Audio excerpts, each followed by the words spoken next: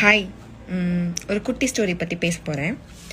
குட்டி ஸ்டோரினோடனே நீங்கள் ஏதோ ஜல்லிக்கட்டை பற்றியோ புல்லுக்கட்டை பற்றியோ பேச போகிறேன்னு யோசிக்க போகிறீங்க. அதை பற்றிலாம் நான் பேச மாட்டேங்க. பிகாஸ் ஆஃப் அதோட காப்பி ரைட்ஸ் என்கிட்ட கிடையாது. ஓகே, ஒரு மிகப்பெரிய களம்னு சொன்னால் கூட தப்பாயிரும்ல.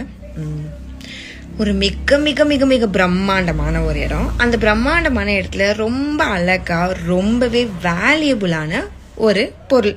அந்த பொருள் ரொம்ப பொக்கிஷமான ஒரு பொருள் கிடைக்குது. ஸோ அந்த பொருளை அபகரிச்சிருவாங்க அப்படின்னு நமக்கு ஒரு பயம் இருக்கும். ஓகேவா? அந்த அபகரிக்க போகிற நபர் யாருன்னு நமக்கு தெரியும். ஸோ ஒரு புத்திசாலி என்ன பண்ணுவான், அந்த பொருள் மேலேயே அவனோட ஃபுல் ஃபோக்கஸ்மே வச்சுட்டே இருப்பான்.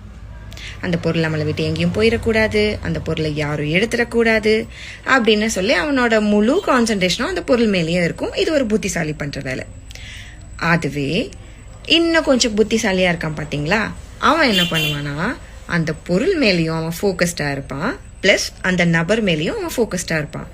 அதுவே அதே இன்னும் அதி புத்திசாலி என்ன பண்ணுவான் அப்படின்னு பார்த்தீங்கன்னா, அவனோட ஃபோக்கஸ்ட் எப்படி இருக்கும்னா, பொருள் மேலே நபர் மேலே சுற்றி 4 டைரக்ஷன்லேயும் அவனோட ஃபுல்லி ஃபோக்கஸ்ட் இருக்கும். அவனோட ஃபுல் ஃபோக்கஸ்டுமே எப்படி இருக்கும், இந்த 4 டைரக்ஷன்லேயும் இருக்கும். ஸோ இது அதிபுத்திசாலி பண்ணுற வேலை.